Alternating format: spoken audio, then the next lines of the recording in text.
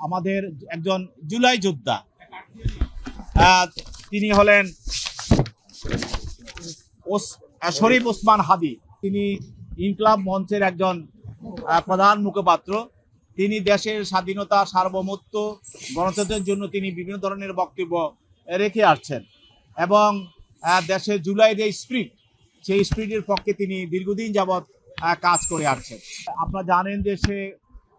Culvert রোডে, অর্থাৎ সেই পল্টন কালভার্ট রোডে সে যখন তার নির্বাচনী প্রচারণা করে সে ফিরতে ছিল, তখন রিকশায় ছিল তাকে গুলি করে হত্যার উদ্দেশ্যে গুলি করা হয় এবং তার মাথা ভেদ করে গুলি বের হয়ে যায়। যিনি প্রধান আসামি, তাকে আসামি করে, সে প্রধান আসামি হলো যে ফয়সাল করিম মাসুদ ওরফে রাউল দাউদ। তাকে আসামি করে এই ইনকলাব মঞ্চের যেই সদস্য সচিব আছেন তিনি হত্যা এবং গুরুতর জখম এবং হত্যা চেষ্টা যে মামলাটা করেছেন, এই মামলায় এই আসামি, সেই আসামিকে আমাদের তদন্তকারী কর্মকর্তা খুঁজছেন এবং সরকার ইতিমধ্যে তাকে ধরে দেওয়ার জন্য 50 লক্ষ টাকা পুরস্কার ঘোষণা করেছেন এবং বাংলাদেশে আমাদের সকল প্রকার আমাদের ল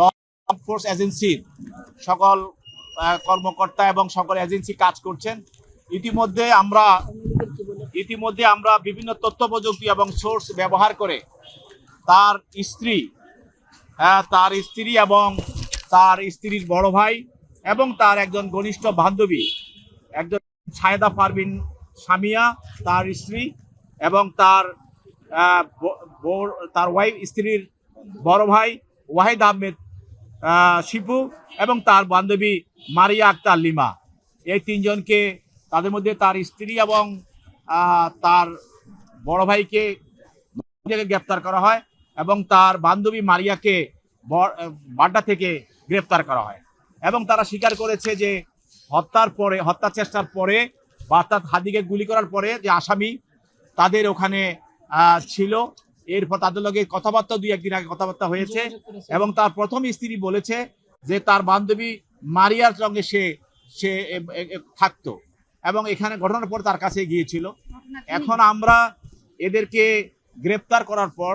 তাদেরকে তদন্তকারী কর্মকর্তা আজকে 7 দিনের রিমান্ড চেয়েছেন, যে প্রধান আসামি